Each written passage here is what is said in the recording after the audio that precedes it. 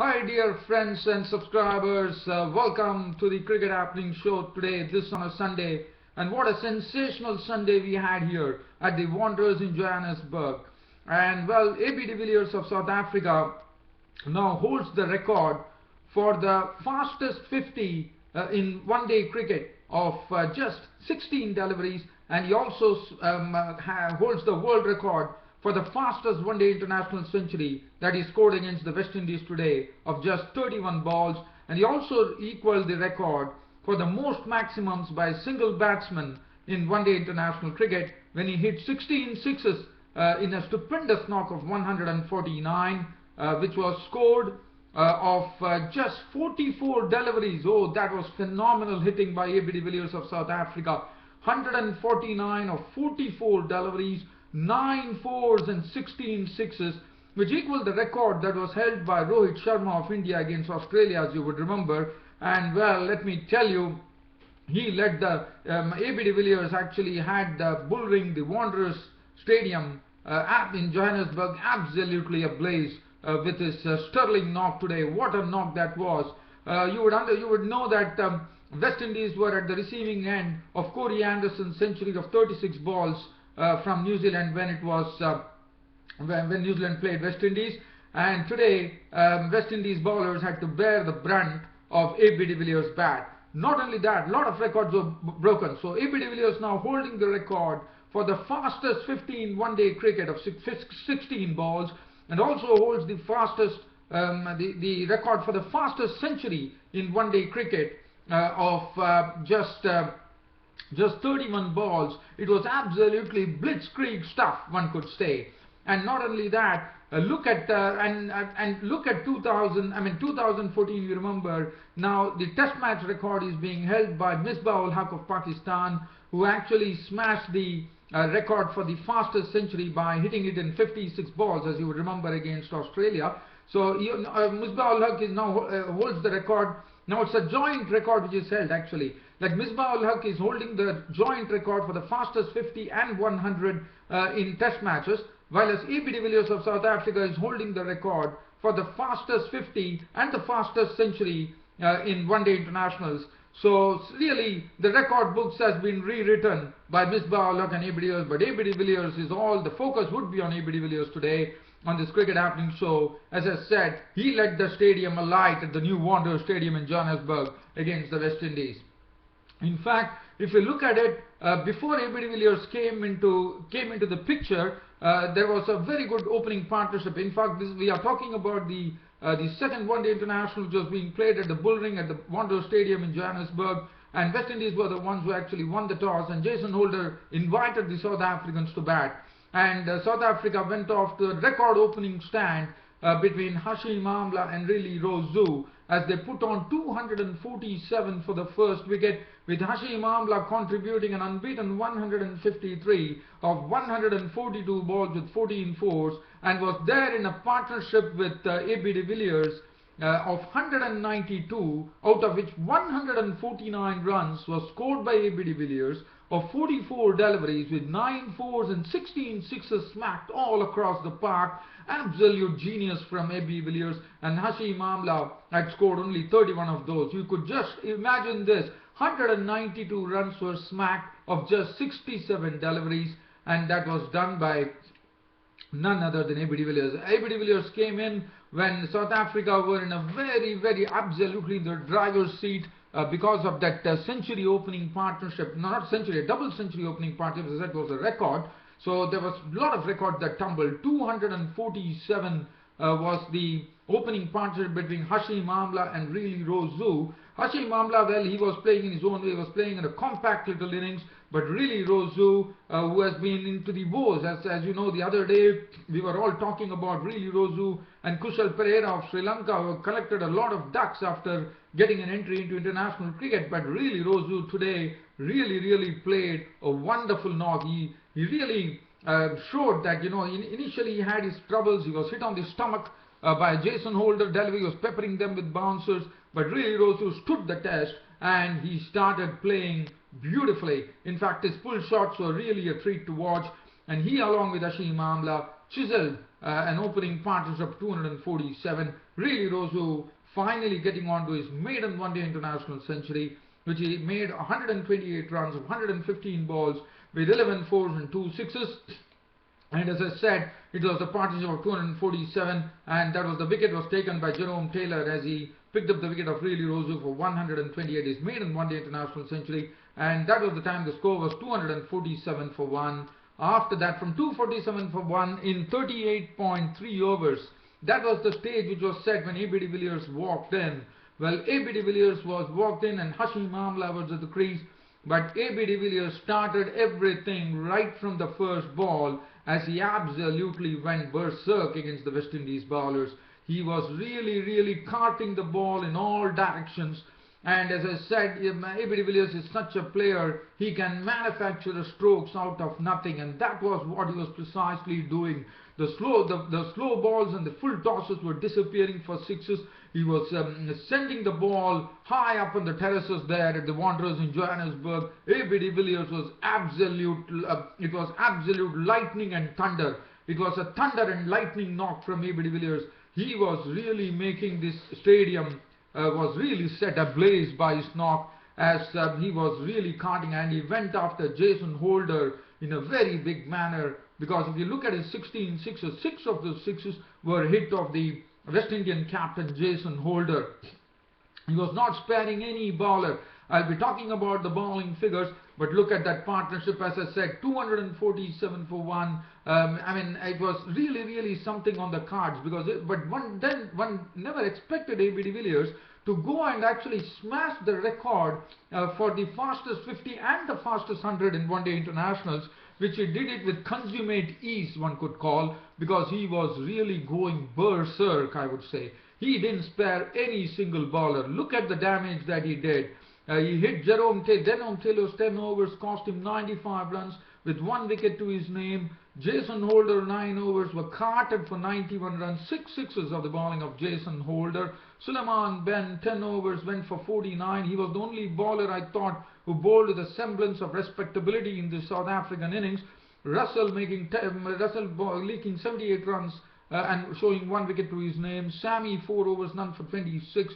Marlon Samuels 3 overs for 28. Dwayne Smith was taken to the cleaners. His 4 overs were knocked off by AB de Villers for 68 runs, and it was absolute mayhem there in the match against South Africa were creating to the West Indies. And AB de Villers, while that partnership was going on between Hashim Amla and AB de Villers, has had 192 runs of 67 balls. AB de Villers now holds the record for the fastest 50 in one-day international cricket, as he scored a century of 16 balls.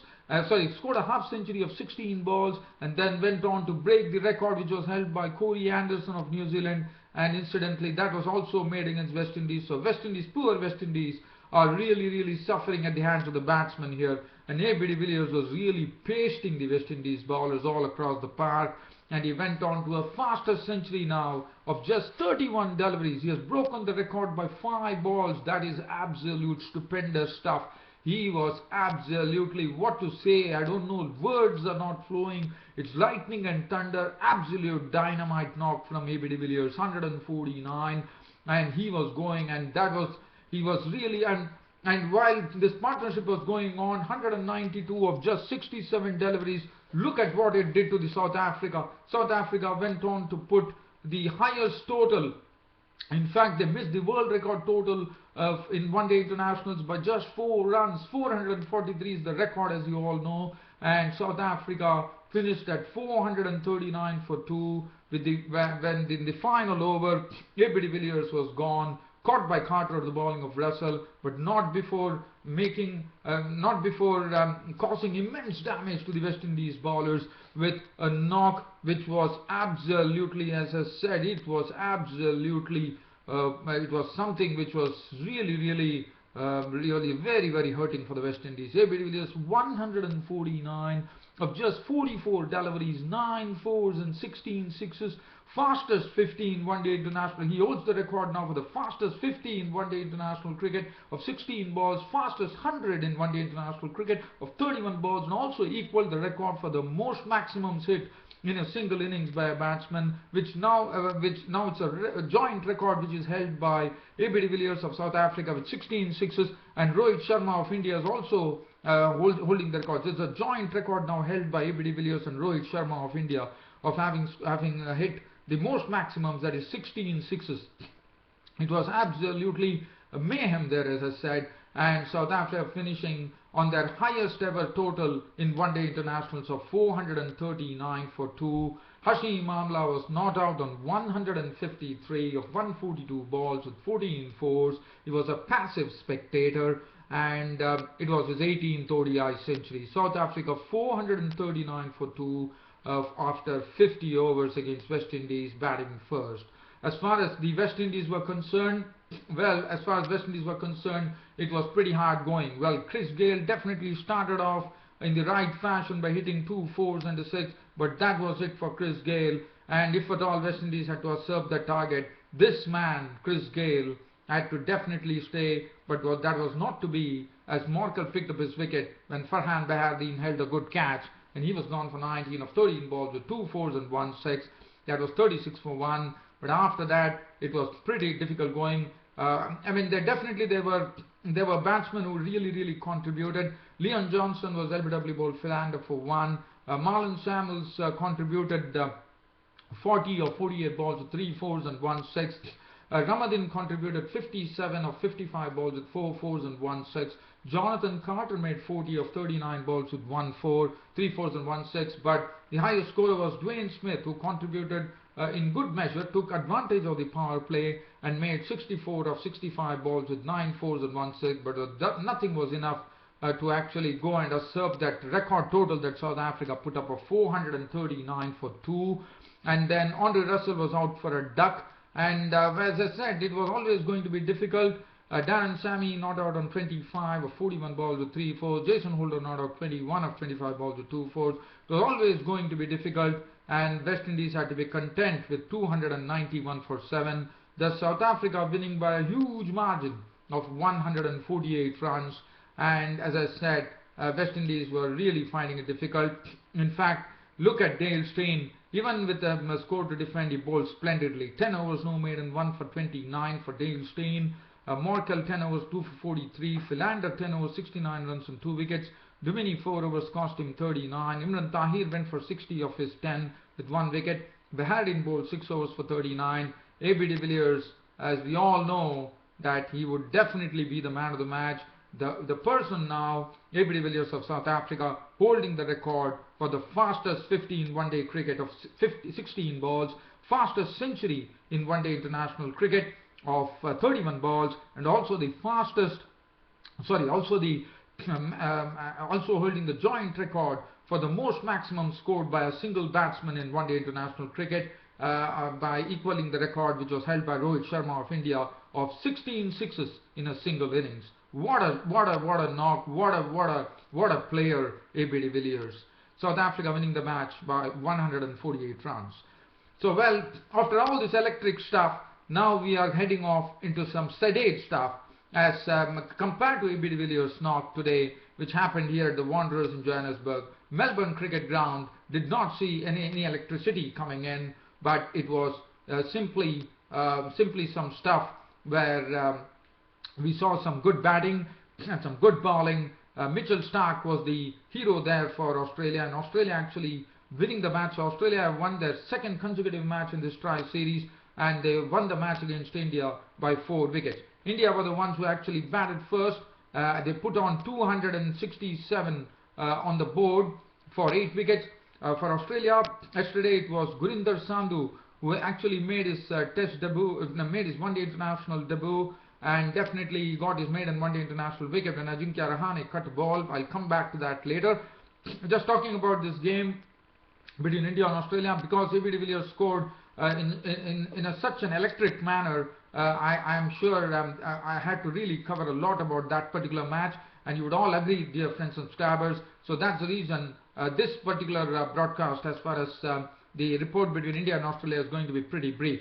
So India actually batted first, Rohit Sharma and Shikhar Dhawan. But for India, well, the score line was 267 for 8 of 50 overs. Rohit Sharma was the man who actually really held his Indian innings, played a very good knock. He really was not afraid to hit the bowlers over the top. He hit some very good sixes, and you will see in his knock, Rohit Sharma went on to make 138 of 139 deliveries with 9 fours and 4 sixes. And other than that, they had contributions coming in from Suresh Raina. That was very good to see that Suresh Raina hit form at the right time, as Suresh Raina went on to collect a 51 of 63 balls with 6 fours. And that was the time India were in a very bad situation, because India, when they started off, the toss was actually won by Mahendra Singh Dhoni at the MCG, and he decided to actually bat first. Rohit Sharma and Dhawan started.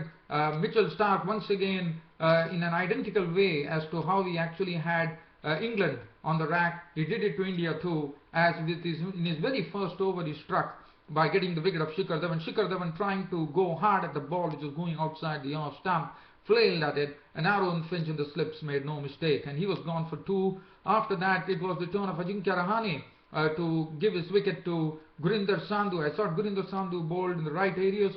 Initially he was pretty economical, and he has talking about Gurinder Sandhu, he's a very tall lad. He's pretty well built. He looks like he has a real pace bowler's build.